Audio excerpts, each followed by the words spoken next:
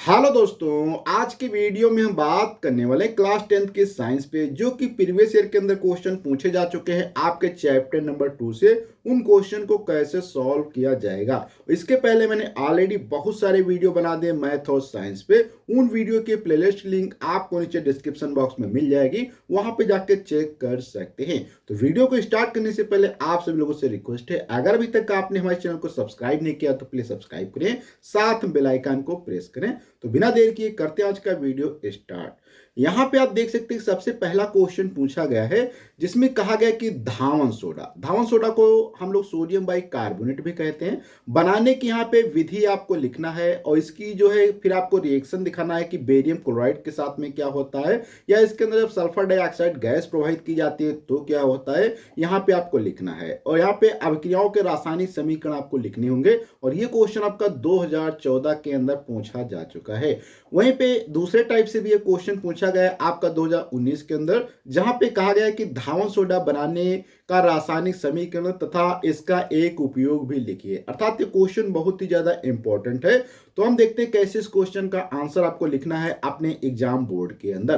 तो यहाँ पे सबसे पहले आपको जब भी कोई इस प्रकार का क्वेश्चन पूछा जाए तो यहाँ पे रसायन विज्ञान के अंदर आपको उसका रासायनिक सूत्र, उसका नाम क्या होता है वो लिखना होता है। तो यहाँ पे हम बात करें तो धावन सोडा का रासायनिक नाम सोडियम कार्बोनेट व इसका अणुसूत्र जो होता है Na2CO3.10H2 होता है। यहाँ पे 10H2O जो लगा है ये एक प्रकार से क्रिस्टल होता है, अर्थात सोडियम कार्बोनेट एक क्रिस्टल के रूप में होता है जिसमें कुछ यहाँ पे पानी के अणु जुड़े रहते हैं। तो ये इसका अणुसूत्र होता है जो कि आपको याद रखना चाहिए, क्योंकि काफी बार एग्जाम में क्वेश्चन इस पर भी आधारित पूछ लिया जाता है। अब यहाँ पे हम बात करें तो कास्टिक सोडा के सांद्र विलयन में जब कार्बन डाइऑक्साइड गैस प्रवाहित करने पर हमें क्या प्राप्त होता है, सोडियम कार्बोनेट का विलयन प्राप्त होता है, जिसका वाष्पन करने पर सोडियम कार्बोनेट के क्रिस्टल प्राप्त होते हैं। कहने का मतलब यहाँ पे जब सोडियम हाइड्रोक्साइड, जिसको हम कास्टिक सोडा भी कहते हैं, जब कास्टिक सोडा के अंदर कार्बन डाइऑक्साइड गैस को प्रवाहित किया जाता है तो वहां पे सोडियम कार्बोनेट बनता है। और इस सोडियम कार्बोनेट जब बनता है इसको थोड़ा सा वाष्पीकृत किया जाता है। जब इसको वाष्पीकृत किया जाता है तो यहाँ पे सोडियम कार्बोनेट के क्रिस्टल प्राप्त होते हैं। रिएक्शंस क्या होती है, इसको रिएक्शंस को भी यहाँ पे हम आपको लिख के दिखाते हैं। तो इसमें क्या होता है, जब सोडियम हाइड्रोक्साइड, हम क्या लेने वाले हैं, सोडियम हाइड्रोक्साइड की अभिक्रिया, अर्थात जब इसके अंदर सोडियम हाइड्रोक्साइड के अंदर जब CO2 अर्थात कार्बन डाइऑक्साइड गैस को प्रवाहित किया जाता है तो यहाँ पे क्या बनता है, सोडियम कार्बोनेट बनता है, प्लस क्या होता है यहाँ पे H2O पानी निकल जाता है। अब यहाँ पे ये जो यहाँ पे बचता है इसको अगर फिर से बॉईल किया जाए या इसको वाष्प किया जाए तो यहाँ पे वाष्पीकरण के बाद यहाँ पे जो बचेगा वो आपका सोडियम कार्बोनेट का क्रिस्टल बच जाएगा, जिसे हम धावन सोडा या सोडियम कार्बोनेट भी कहते हैं।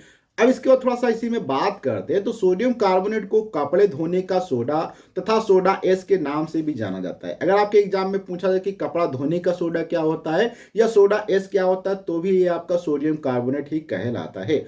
अब यहाँ पे हम थोड़ा सा इसी में आगे बात करते हैं कि जब इसकी अभिक्रिया बेरियम क्लोराइड से कराई जाती है तो यहाँ पे आपको क्या प्राप्त होता है। तो बेरियम क्लोराइड की क्रिया जब होती है यह बेरियम क्लोराइड को बेरियम कार्बोनेट में बदल देता है। इसकी अगर हम यहाँ पे रिएक्शंस को लिखने की बात करें तो देखो बेरियम क्लोराइड हम यहाँ पे लेने वाले हैं, तो बेरियम क्लोराइड लिखेंगे, फिर हम क्या करते हैं यहाँ पे सोडियम कार्बोनेट लेंगे। जब सोडियम कार्बोनेट Na2CO3 लिया जाएगा तो यहाँ पे क्या बनेगा, आप देख सकते हैं बेरियम कार्बोनेट यहाँ पे बन जाता है और ये क्या अवक्षेप के रूप में बैठ जाता है, प्लस यहाँ पे क्या है 2NaCl बन जाता है। और मैं आपको एक चीज बता देना चाहता हूं जो कि मैंने अभी यहाँ पे आपको बनाया था कि जो सोडियम हाइड्रोक्साइड के अंदर कार्बन डाइऑक्साइड गैस प्रवाहित की जाती है तो वहां पे आपकी वो संतुलित अभिक्रिया नहीं है, आप उसको संतुलित कर सकते हैं। तो यहाँ पे भी आप देख सकते हैं बेरियम कार्बोनेट और 2NaCl अर्थात तो नमक यहाँ पे बन जाता है। वहीं पे अगर हम इसमें बात करें दूसरा जो पूछा गया था कि अगर सल्फर डाइऑक्साइड से इसकी रिएक्शन कराई जाएगी तो यहाँ पे क्या बनेगा, तो जब इसके विलयन में सल्फर डाइऑक्साइड गैस को प्रवाहित किया जाता है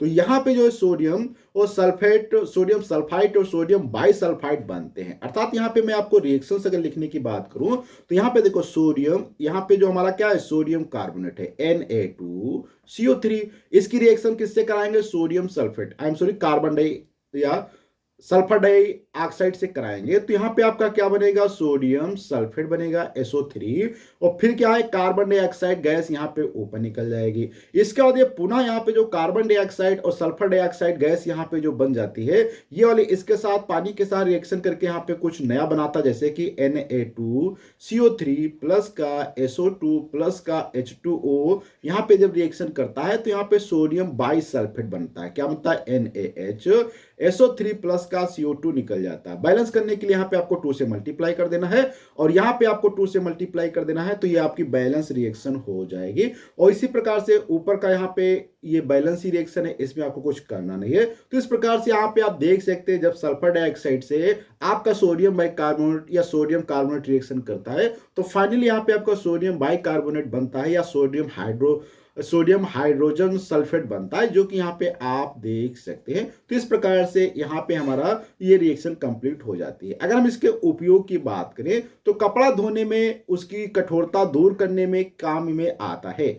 अब यहाँ पे हम अगले क्वेश्चन पे बढ़ते हैं, जो कि यहाँ पे क्वेश्चन आप देख सकते हैं जो कि काफी बार एग्जाम के अंदर पूछा जा चुका है। जैसे कि सबसे पहले यहाँ पे बात करें तो ये 2017 के अंदर पूछा जा चुका है, 20 के अंदर, फिर 17 के अंदर, 18 के अंदर, 23 के अंदर, 15 के अंदर, 20 के अंदर, 24 के अंदर, 24 के अंदर। अर्थात ये क्वेश्चन इतना ज्यादा इंपॉर्टेंट है जो कि हर बार लगभग एग्जाम के अंदर पूछा जाता है। और ये क्वेश्चन किससे आधारित है, तो ये आपका ब्लीचिंग पाउडर से आधारित है, अर्थात विरंजक चूर्ण क्या होता है। तो इसमें कैसे पूछे जाते हैं क्वेश्चन, आप यहाँ पे ध्यान से पढ़ सकते हैं कि विरंजक चूर्ण का या ब्लीचिंग पाउडर का आपको रासायनिक नाम, अणुसूत्र तथा उपयोग लिखना है, या विरंजक चूर्ण के निर्माण का रासायनिक समीकरण लिखना है तथा इसके विरंजक गुण की व्याख्या रासायनिक समीकरण देते हुए लिखना है, या ब्लीचिंग पाउडर का रासायनिक नाम बनाने की विधि एवं रासायनिक गुण लिखिए, संबंधित समीकरण भी दीजिए, या विरंजक चूर्ण के 2 उपयोग लिखना है, क्या होता है जब शुष्क बुझे चूने पर Cl2 गैस प्रवाहित की जाती है, या आवश्यक समीकरण की सहायता से दर्शाइए कि आप क्लोरीन गैस से विरंजक चूर्ण कैसे प्राप्त करेंगे, ब्लीचिंग पाउडर का जल शोधन में उपयोग लिखिए, विरंजक चूर्ण प्राप्त करने की विधि का रासायनिक समीकरण तथा 2 उपयोग लिखिए। यहाँ पे आप देख सकते हैं बहुत बार ये क्वेश्चन पूछा जा चुका अलग अलग टाइप से। तो यहाँ पे देखते हैं कि सबसे पहले जब भी आपसे इस टाइप के क्वेश्चन पूछे जाए तो यहाँ पे आपका उसका रासायनिक नाम और अणुसूत्र लिखना होता है। तो यहाँ पे हम बात करें ब्लीचिंग पाउडर, जिसको विरंजक चूर्ण भी कहते हैं, का रासायनिक नाम जो होता है कैल्शियम ऑक्सीक्लोराइड होता है और अणुसूत्र जो होता है CaOCl2 होता है। अब इसके बाद बात आती है कैसे इसको बनाया जाएगा। तो बनाने का तरीका यह होता है कि यह सूखे बुझे हुए चूने पर क्लोरीन की क्रिया से प्राप्त होता है। अर्थात जब यहाँ पे क्या होता है, सूखा बुझा चूना के फार्मूला क्या होता है, CaOH का होल ट्वाइस अर्थात कैल्शियम हाइड्रोक्साइड में जब क्लोरीन गैस को प्रवाहित किया जाता है या क्लोरीन गैस के साथ में रिएक्शन कराई जाती है तो यहाँ पे आपका क्या है, कैल्शियम ऑक्सीक्लोराइड प्राप्त होता है, प्लस का यहाँ पे क्या है, H2O पानी प्राप्त होता है। और ये जो है यही हमारा विरंजक चूर्ण यहाँ पे कहलाता है। अब यहाँ पे अगले बात करते हैं इसकी गुणता, इसके कुछ प्रॉपर्टी पे। तो यह एक हल्के पीले रंग का ठोस पदार्थ है जिसमें क्लोरीन की गंध आती है, क्योंकि यहाँ पे कैल्शियम ऑक्सीक्लोराइड अर्थात क्लोरीन होता है, तो यहाँ पे क्लोरीन एक प्रकार से गैस के रूप में निकलता रहता है। तो इसकी अगर हम रिएक्शंस की बात करें तो यहाँ पे आप देख सकते हैं क्यों गंध आती है। तो गंध यहाँ पे आने का कारण ये होता है, जो हमारा कैल्शियम ऑक्सीक्लोराइड जो होता है ये पानी की उपस्थिति में, जैसे कि आपने देखा होगा ब्लीचिंग पाउडर को पानी में डाला जाता है तो वहां पे गंध आती है। क्यों गंध आती है उसके लिए हम बात करते हैं। तो जब कैल्शियम ऑक्सीक्लोराइड को पानी के साथ में डाला जाता है तो यहाँ पे क्या बन जाता है, कैल्शियम हाइड्रोक्साइड बनता है। क्या बनता है, कैल्शियम हाइड्रोक्साइड प्लस का Cl2 यहाँ पे गैस निकल जाती है, तो इसलिए हमें इस गैस की गंध यहाँ पे आती रहती है। वहीं पे बात करें इसे जल में घोलकर क्या होता है, इसे जल में घोलकर गर्म करने पर क्लोरीन गैस निकलते इसका जली विलयन दूधिया हो जाता है। वहीं पे अगर आप क्या करते हैं, इसको रिएक्शन कराते हैं अर्थात पानी में अगर घोल देंगे तो सेम रिएक्शन यहाँ पे आपको CaCl2 देखने को मिलेगा, CaCl2 प्लस का H2O के साथ जब रिएक्शन करा देंगे तो यहाँ पे आपका क्या कैल्शियम हाइड्रोक्साइड बन जाता है, जो कि अभी मैंने यहाँ पे आपको दिखाया कैल्शियम हाइड्रोक्साइड प्लस का Cl2 गैस यहाँ पे निकल जाती है। अब इसी में थोड़ा सा हम बात करते हैं थर्ड नंबर पे। तो यह तन अम्लों के साथ क्रिया करके क्लोरीन गैस निकालता है, और ये अगर कोई भी तन अम्ल चाहे आपका H2SO4 हो या HCl हो, उनके साथ जब रिएक्शन करता है तो वहां पे क्लोरीन गैस निकलती है। जैसे कि यहाँ पे हम दिखाते हैं आपको, जब कैल्शियम ऑक्सीक्लोराइड क्या लिखेंगे, CaOCl2 प्लस का यहाँ पे हम क्या करते हैं, H2SO4 लिखते हैं। जब इनके आपस में रिएक्शन कराते हैं तो क्या है, कैल्शियम यहाँ पे सल्फेट बन जाएगा प्लस का यहाँ पे क्या H2O हो जाएगा और यहाँ पे Cl2 गैस आपकी निकल जाती है। तो इस प्रकार से ये हो जाता है। वहीं पे हम बात करते हैं इस प्रकार प्राप्त क्लोरीनीजनन, अर्थात यहाँ पे एक होता है क्लोरीनजल से क्रिया करा के नवजात तो ऑक्सीजन निकलती है। रंग युक्त पदार्थ नवजात ऑक्सीजन से क्रिया करके रंगहीन पदार्थ बना लेता है। अर्थात यहाँ पे आप देख सकते हैं जब भी यहाँ पे ऑक्सीजन का रिएक्शन होता है या यहाँ पे जब ब्लीचिंग पाउडर डाला जाता है तो यहाँ पे एक नवजात ऑक्सीजन बनती है और नवजात जो ऑक्सीजन बनती है वो किसी के साथ में रिएक्शन करके उसको रंग से रंगहीन बना देती है। क्योंकि यहाँ पे जो क्लोरीन गैस निकलती है, ये क्लोरीन गैस जो होती है आपकी H2 प्लस Cl2 के साथ में रिएक्शन करके, अर्थात यहाँ पे आपका क्या HCl प्लस का O बनता है और ये क्या होता है, एक नवजात ऑक्सीजन कहलाती है। इसको हम चाहे तो इस प्रकार से बड़े ब्रैकेट में लिख सकते हैं। और ये नवजात ऑक्सीजन अगर आपका कोई भी रंग युक्त पदार्थ है, कैसा है, रंग युक्त, अगर आपका मान लिया कोई भी पदार्थ है उसके साथ में ऑक्सीजन रिएक्शन करके इसको क्या बना देता है, रंगहीन बना देता है। तो इस प्रकार से ये ब्लीचिंग पाउडर के यहाँ पे कुछ क्वेश्चन थे जिनका आंसर इस प्रकार से हो जाता है। इसी में थोड़ा सा हम लास्ट में और बात करते हैं इसका एप्लीकेशन जो है कि जब ब्लीचिंग पाउडर को एसीटोन तथा एल्कोहल के साथ जल की उपस्थिति में क्रिया करके क्लोरोफॉर्म बनता है। अर्थात तो आप बहुत ही आसानी से ब्लीचिंग पाउडर की सहायता से आप क्लोरोफॉर्म प्राप्त कर सकते हैं। और ये कैसे होता है, जब एसीटोन और एल्कोहल साथ में रिएक्शन करता है जल की उपस्थिति में, तो यहाँ पे आपका एक क्लोरोफॉर्म प्राप्त होता है। अब थोड़ा सा उपयोग में बात करते हैं तो इसके उपयोग होते हैं ऊन को सिकुड़ने से बचाने के लिए, अर्थात ब्लीचिंग पाउडर का प्रयोग किया जाता है ऊन को सिकुड़ने से बचाने के लिए। वहीं पे कारक के रूप में भी किया जाता है। कारक क्या होता है, इस पे मैंने डिटेल से वीडियो बना दिया था। अब इसके बाद बात करते हैं तो ये क्लोरोफॉर्म बनाने में भी कार्य किया जाता है। इसके बाद यहाँ पे बात करें तो चीनी को सफेद करने में प्रयोग किया जाता है, अर्थात जो चीनी होती है उसको सफेद करने के लिए भी हमारा यहाँ पे ब्लीचिंग पाउडर या कैल्शियम ऑक्सीक्लोराइड का यूज किया जाता है। वहीं पे पेयजल को जीवाणु रहित बनाने में किया जाता है। तो आपने देखा होगा जो हमारे घरों में सप्लाई का पानी आता है टैंकी से, उसके अंदर कभी कभी आपको ब्लीचिंग पाउडर की वहां पे स्मेल आती है। तो वहां पे क्या होता है, उसके अंदर थोड़ा सा ब्लीचिंग पाउडर मिला दिया जाता है, जिससे अगर उसके अंदर कोई भी बैक्टीरिया, कोई भी हानिकारक जीवाणु वगैरह होते हैं तो मर जाए, इसलिए वहां पे ब्लीचिंग पाउडर को थोड़ा सा मिक्स किया जाता है। तो इसलिए पेयजल को शुद्ध बनाने में भी ब्लीचिंग पाउडर का यूज किया जाता है।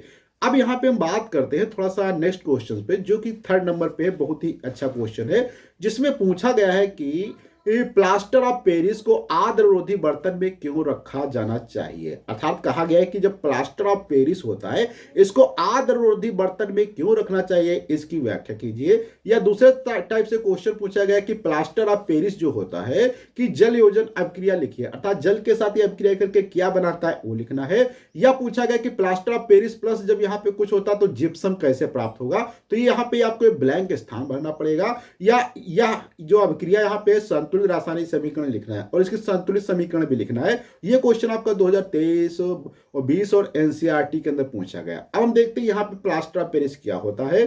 तो प्लास्टर ऑफ पेरिस को आर्द्ररोधी बर्तन में रखा जाता है क्योंकि यह आर्द्रता या नमी या जल के संपर्क में आकर बड़ी तीव्रता से जिप्सम में परिवर्तित हो जाता है, जो कि एक बहुत ही कठोर पदार्थ है। अर्थात यहाँ पे जो हमारा प्लास्टर ऑफ पेरिस होता है, अगर ये जल की उपस्थिति में, अर्थात अगर इसको नमी मिल जाए या जल मिल जाए तो ये तुरंत ही क्या करता है, जिप्सम के अंदर कन्वर्ट हो जाता है। और जिप्सम जो होता है बहुत ही कठोर होता है, तो इसलिए ये ना कन्वर्ट हो आपका प्लास्टर ऑफ पेरिस जिप्सम के अंदर, इसलिए इसको आर्द्ररोधी अर्थात ऐसे बर्तन में रखना चाहिए जहां पे ना ही कोई नमी हो, ना पानी हो, ना ही वहां पे कोई वाष्प हो। ये अब कैसे रिएक्शन होती है इस पे हम थोड़ी सी बात करते हैं। तो ये रिएक्शन इसमें क्या होता है एक्चुअल में, जब यहाँ पे कैल्शियम सल्फेट जो होता है, कैल्शियम सल्फेट को हम क्या कहते हैं, प्लास्टर ऑफ पेरिस कहते हैं। तो यहाँ पे कैल्शियम सल्फेट डॉट यहाँ पे क्या होता है, हाफ H2 होता है। हाफ H2 एक क्रिस्टल के फॉर्म में होता है और जब ये रिएक्शन की जाती है किसके साथ में, यहाँ पे हाफ H2O हम ले लेते हैं। तो यहाँ पे जब हाफ H2O के साथ रिएक्शन करता है तो यहाँ पे क्या बनता है, कैल्शियम सल्फेट यहाँ पे तो बनता है डॉट 2H2O बन जाता है। और डॉट ये जो 2H2 होता है, ये एरो के इधर की चीजें हैं, तो इसे हम जिप्सम कहते हैं। ये यहां से यहां तक आप देख सकते हैं प्लास्टर ऑफ पेरिस था। प्लास्टर ऑफ पेरिस में और जिप्सम में ज्यादा डिफरेंस नहीं होता, बस यहाँ पे जो पानी के अणु ऐड है डॉट करके, उनके अणुओं में डिफरेंस है। क्योंकि यहाँ पे हाफ होता है और यहाँ पे क्या होता है, 2 हो जाता है। और जैसे ये 2 हो जाता है, यहाँ पे 1 सही 1/2 है, तो यहाँ पे क्या 2 हो जाता है, जिस कारण से ये हमारा जो होता है क्या है, एक जिप्सम हो जाता जाता है और जिप्सम एक कठोर होता है। इसका उपयोग आपने काफी जगह देखा होगा, प्लास्टर वगैरह करने में किया जाता है। अब यहाँ पे हम क्वेश्चन नंबर 4 पे बात करते हैं, जिसमें फिर से क्वेश्चन पूछा गया कास्टिक सोडा तथा प्लास्टर ऑफ पेरिस के उपयोग लिखना है। अर्थात कास्टिक सोडा क्या होता है, प्लास्टर ऑफ पेरिस क्या होता है, इसके उपयोग आपको लिखने हैं, या प्लास्टर ऑफ पेरिस का एक उपयोग लिखना। बहुत ही अच्छा क्वेश्चन है जो कि 22-23 के अंदर पूछा जा चुका है। तो यहाँ पे हम बात करें कास्टिक सोडा, तो कास्टिक सोडा का उपयोग जो है साबुन और डिटर्जेंट बनाने में किया जाता है, अर्थात साबुन बनाने के उपयोग में लिया जाता है। वहीं पे बात करें तो ऊर्जा के क्षेत्र में भी इसका कार्य किया जाता है। अगर हम बात करें प्लास्टर ऑफ पेरिस के उपयोग, तो इसका उपयोग जो शैल चिकित्सा में प्लास्टर करने में, तो आपने देखा होगा जब किसी का हाथ पैर या कोई भी पार्ट टूट जाता है तो वहां पे डॉक्टर उसके ऊपर सफेद सफेद कलर का प्लास्टर चढ़ा देते हैं, उसे हम क्या कहते हैं, प्लास्टर ऑफ पेरिस कहते हैं। इसके बाद यहाँ पे मूर्तियां एवं खिलौने बनाने में किया जाता है। इस प्रकार से ये क्वेश्चन कंप्लीट हो जाता है।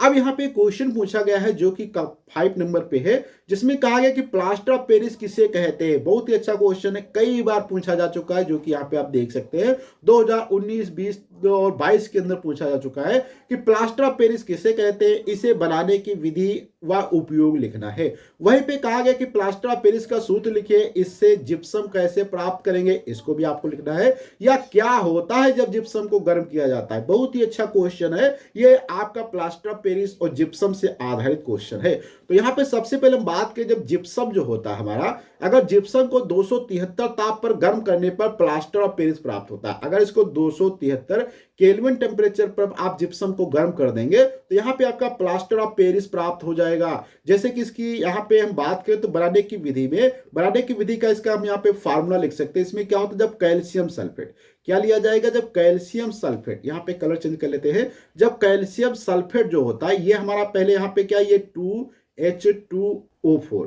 2H2, ये हमारा क्या होता है, जिप्सम है। आपको याद रखना है, जब कैल्शियम सल्फेट डॉट 2H2O के साथ में होता है तो उसे जिप्सम कहते हैं। और इसको जब हीट किया जाएगा, हीट करना कितने टेम्परेचर पे, 273 केल्विन पे, अर्थात 373 केल्विन पे आप जैसे इसको हीट करेंगे तो यहाँ पे आपको क्या प्राप्त होता है, कैल्शियम सल्फेट तो प्राप्त होता है हाफ H2O करके। कैसा प्राप्त होता है, हाफ H2O करके प्राप्त होता है। और यहाँ पे देखा जाए तो 1 से ही 1/H2O बाहर निकल जाता है। तो इस प्रकार से यहाँ पे आप देखेंगे ये जो हमारा यहाँ पे प्राप्त होता है केमिकल, इसे हम क्या कहते हैं, प्लास्टर ऑफ पेरिस कहा जाता है। तो ये प्लास्टर ऑफ पेरिस बनाने की विधि हो जाती है। अब इसमें हम थोड़ा सा बात करते हैं इसके गुणधर्म क्या होते हैं। तो प्लास्टर ऑफ पेरिस सफेद रंग का चूर्ण होता है जो कि 273 केल्विन पर उच्च ताप पर गर्म करने पे कैल्शियम सल्फेट में बदल जाता है। अर्थात तो अगर आप इसको पुनः यहाँ पे गर्म कर देंगे बहुत तेजी के साथ में, तो ये क्या होगा, आपका कैल्शियम सल्फेट जो है टूट जाएगा और किस में कन्वर्ट हो जाएगा, कैल्शियम सल्फेट के अंदर हो जाएगा। जैसे कि यहाँ पे मैं आपको दिखा सकता हूं, जब कैल्शियम सल्फेट को आप क्या करेंगे, .2H2O या हाफ H2 जो भी यहाँ पे था, हाफ H2O करके था, इसको अगर आप तेजी के साथ में गर्म कर देंगे तो यहाँ पे क्या आपका कैल्शियम सल्फेट बन जाएगा, प्लस का H2O निकल जाएगा। तो इस प्रकार से यहाँ पे ये चीजें बन जाती हैं। अब इसके बाद हम यहाँ पे थोड़ा सा बात करते हैं कि प्लास्टर ऑफ पेरिस की जल से क्रिया क्या होती है। तो जब प्लास्टर ऑफ पेरिस जो होता है, अगर उसको जल के साथ में रिएक्शन करा दिया जाए तो यह कराने पर ऊष्मा उत्पन्न होती है और वह शीघ्रता से जिप्सम में बदल जाता है, जम जाता है। इस क्रिया को प्लास्टर ऑफ पेरिस का जमना कहते हैं। जैसे इसकी रिएक्शंस पे अगर हम बात करें तो इसकी रिएक्शंस यहाँ पे हो जाती है जब प्लास्टर ऑफ पेरिस अर्थात कैल्शियम सल्फेट को इस प्रकार से लिखेंगे और इसमें क्या होता है, H2O, तो यहाँ पे 2 से आगे मल्टीप्लाई कर दिया गया है और प्लस यहाँ पे जब 3H2O लिया जाता है और इसको क्या किया जाता है, थोड़ा सा हीट किया जाता है। तो यहां से क्या होता है, सॉरी इसको यहां से मिस्टेक है, इसको हटा देते हैं। तो यहाँ पे ये चीज हो जाती है। अब इसके बाद थोड़ा सा यहाँ पे समझते हैं कि उपयोग क्या होते हैं। इसके उपयोग जो होते हैं शैल चिकित्सा में प्लास्टर बनाने में किया जाता है, करने में किया जाता है। इसी प्रकार से सांचे और मॉडल बनाने में किया जाता है, मूर्तियां व खिलौने बनाने में किया जाता है। तो आज की वीडियो में हम लोग इतना रखते हैं, अगले वीडियो मिलेंगे कुछ नए क्वेश्चन के साथ में, कुछ नए कॉन्सेप्ट के साथ में। जब तक के लिए